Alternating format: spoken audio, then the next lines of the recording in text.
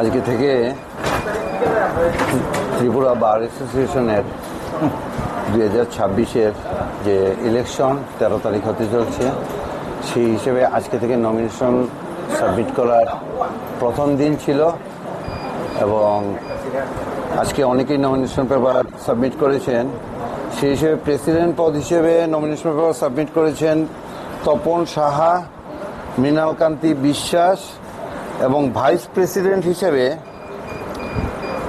Daniel Debbarma এবং secretary পদের জন্য রঘুনাথ মুখার্জি এবং অ্যাসিস্ট্যান্ট সেক্রেটারি হিসেবে মৃদুল কান্তি আর্ডিয়া নমিনেশন পেপার সাবমিট করেছেন।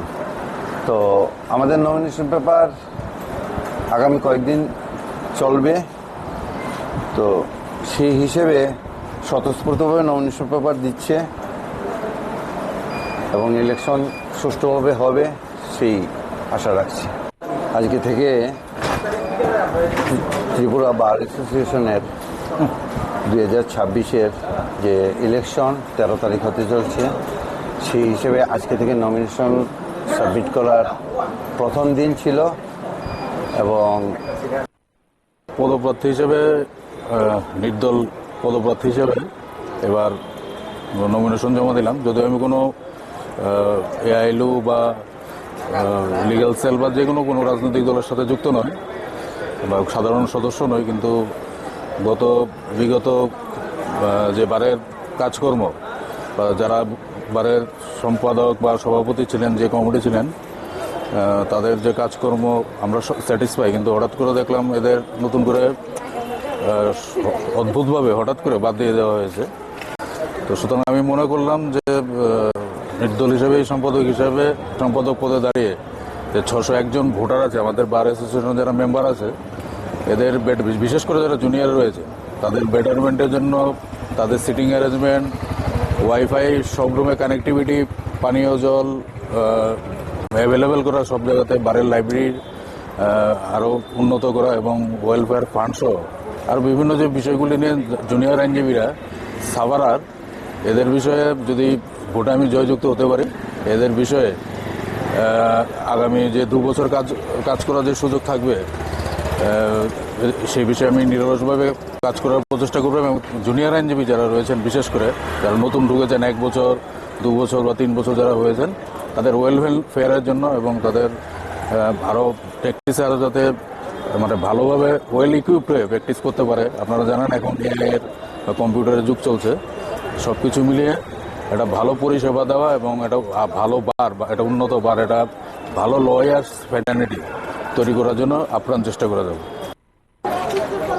এই খবর মনে পেয়েছেন আমরা বার কাউন্সিল বার অ্যাসোসিয়েশনের থেকে যে রিটার্নিং অফিসার আছেন ওনার থেকে আমি ইন্ডিপেন্ডেন্ট ক্যান্ডিডেট হিসেবে সভাপতি পদে নমিনেশন সাবমিট করেছি। আমার মেন উদ্দেশ্য হলো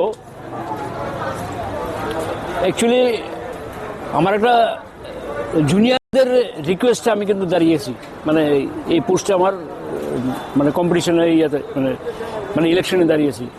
আমাদের মেন কাজ হলো যারা জুনিয়র যারা আছে, জুনিয়রে যদি আমরা যারা সিনিয়র আছি, আমরা যদি জুনিয়রদের তাদের আপলিফমেন্ট না করি, তাদের যদি ভবিষ্যৎ আমরা তৈরি করে না দিয়ে যাই, তাহলে একটা সময় আসবে যে সিনিয়ররা আমাদের সিনিয়ররা আমাদের কি করে দিয়ে গেছেন। আমরা যখন জুনিয়র ছিলাম, আমাদের যারা সিনিয়ররা ছিলেন আমাদেরকে দিক নির্দেশ করে দিয়েছিলেন এবং কীভাবে কেস করতে হয়, কীভাবে কী কী করতে হয়, সাবমিশন করতে হয়, সব কিছু আমাদের শিখিয়ে দিয়েছেন। একটা লয়ার হতে গেলে শুধু কোর্টের সাবমিশন করা না, আরও কিছু আদব কায়দা, আরও কিছু নিয়ম সেগুলো পালন করতে হয়, সেগুলো করতে হবে। তাছাড়া বারের যে সমস্যাগুলি আছে,